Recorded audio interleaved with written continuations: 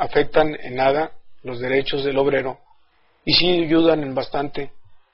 a la producción, a la creación de fuentes de empleo, al crecimiento de esas mismas fuentes de empleo y no a la pérdida de las mismas, que en principio es lo que el Estado debe de preocuparles, ¿verdad? Que persistan, que subsistan esas fuentes de trabajo, que subsista ese principio general sobre el particular. Otro de los aspectos quizás podría ser la abusada reclamación de los tiempos extraordinarios de trabajo. Con algunas excepciones, nuestra legislación establece que, por regla general,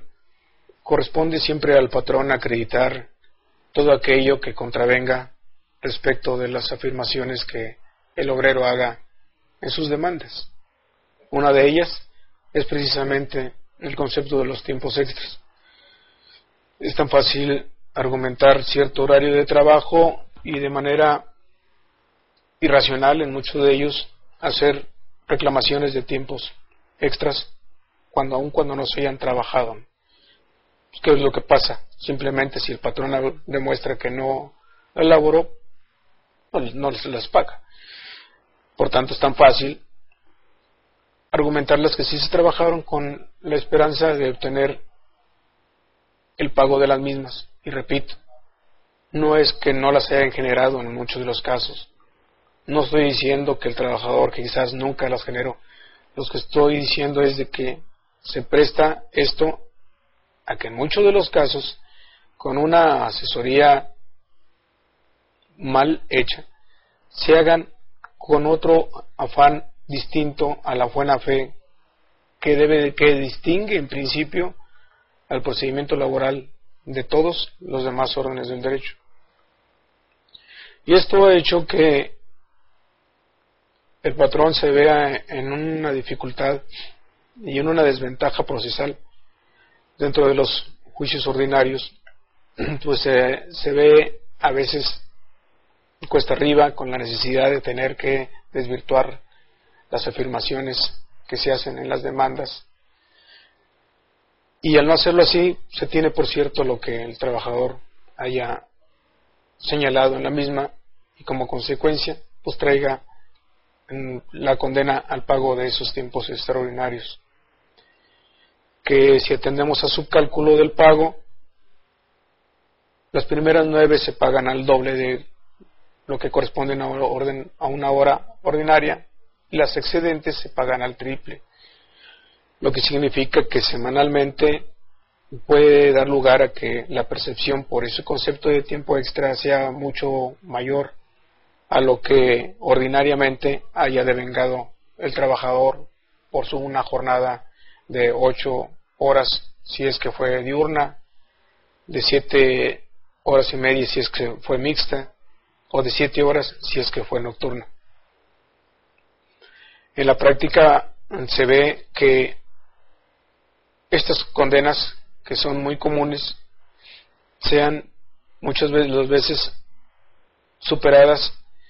en los montos a las indemnizaciones, a los pagos por otros conceptos que también son reclamados, y afecten en demasía al patrón, porque la figura de patrón no solamente debemos de atribuírsela a las grandes empresas. Patrón, insisto, como lo dije en un principio, es todo aquel que recibe la prestación de un servicio a cambio de un salario retribuible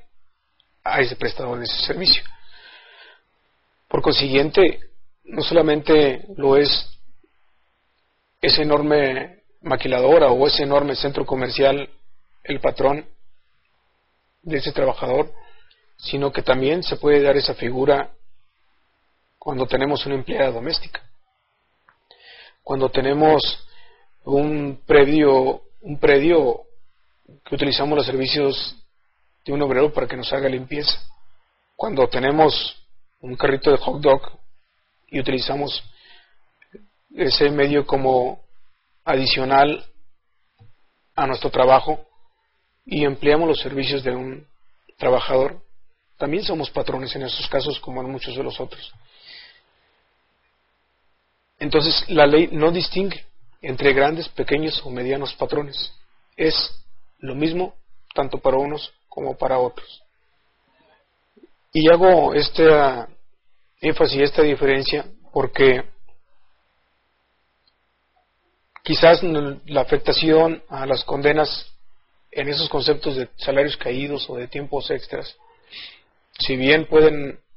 causar un impacto bastante fuerte en empresas grandes, por así decirlo, pueden acabar en alguno de ellos con pequeñas fuentes de empleos, como en los ejemplos que les daba hace unos momentos. De ahí, como hablábamos hace unos momentos, la necesidad de que la Ley Federal del Trabajo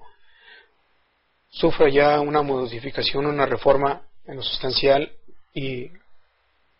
se vea ya la posibilidad de que la figura del trabajador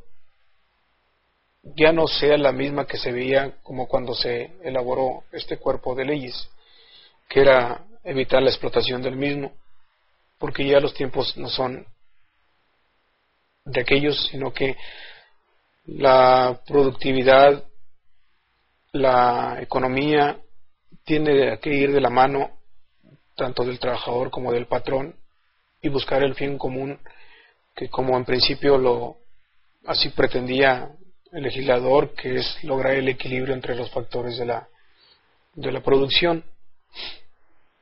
Por lo que considero que el pago por horas y ya no por jornadas se podría darse a que fuera un cambio bastante importante en esa relación obrero-patronal, y que diera lugar a que la prestación del servicio se viera mayormente remunerada,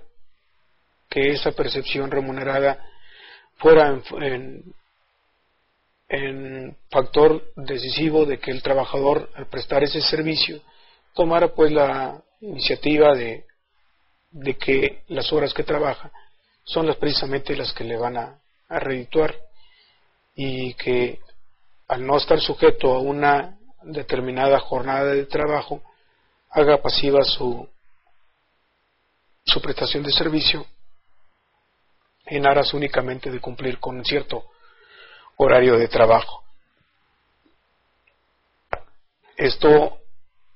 como no puede actualmente implantarse en nuestro sistema jurídico mexicano, como así sucede en otros órdenes, en otros países,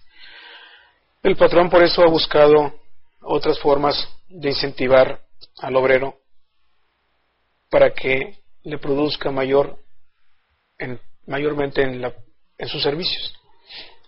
Como es bueno, son los incentivos económicos, como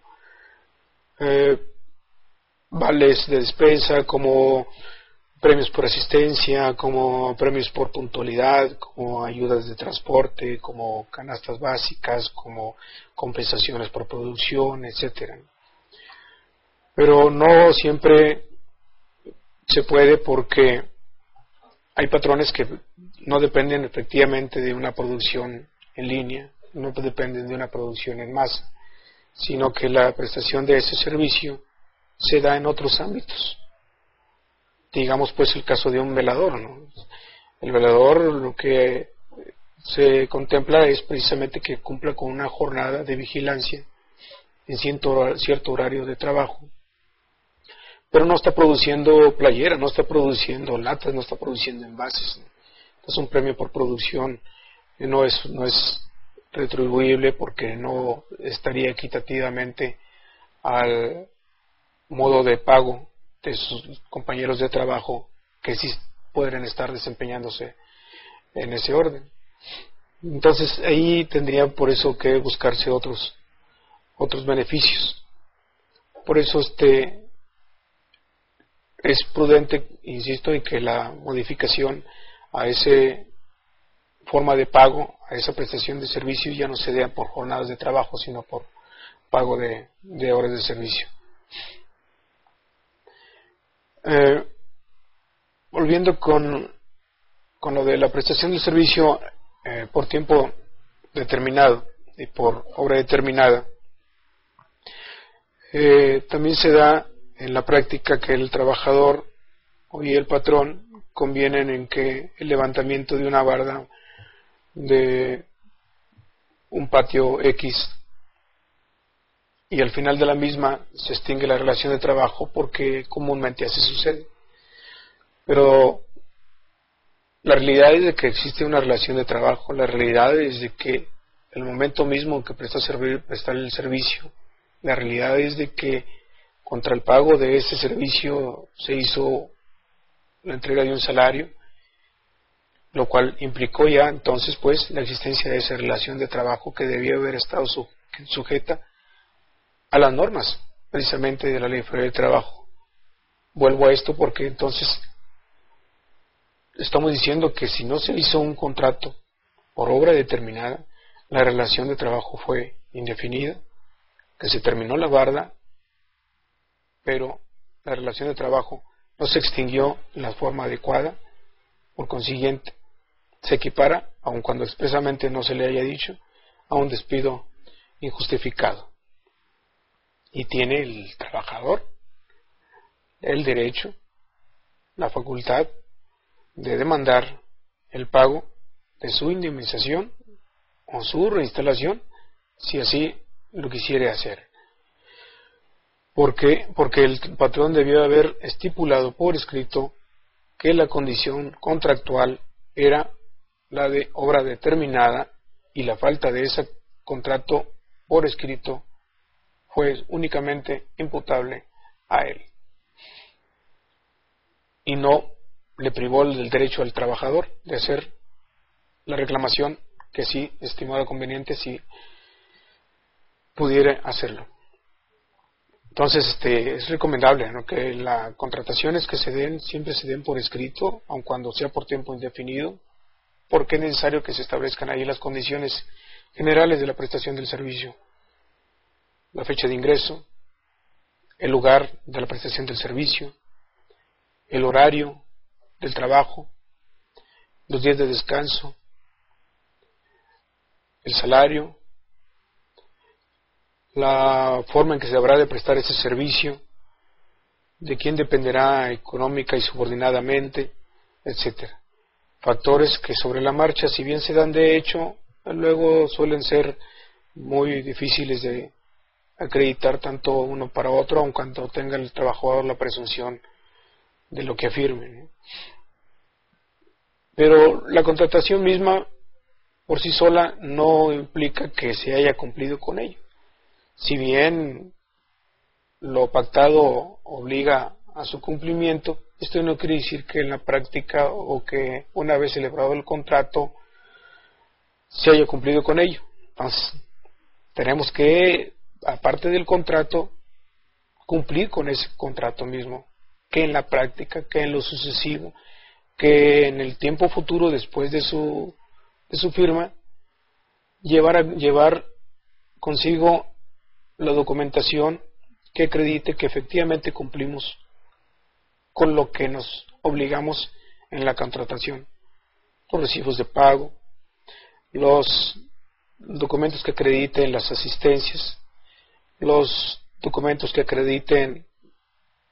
el disfrute o pago de vacaciones,